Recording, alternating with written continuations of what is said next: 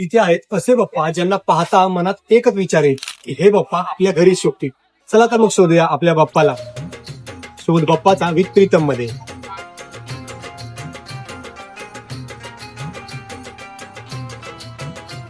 इथे तुम्हाला चिंतामणी, दगडूशेठ अशा बऱ्याच वेगवेगळ्या रूपात बाप्पांची मूर्ती पाहायला मिळतील.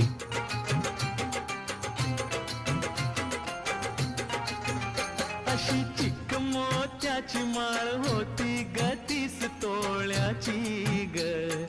चिक मोत्याची माळ होती ग 30 तोळ्याची ग. जसा गणपतीचा गोंडा चौरंगी लाल बावटा ग.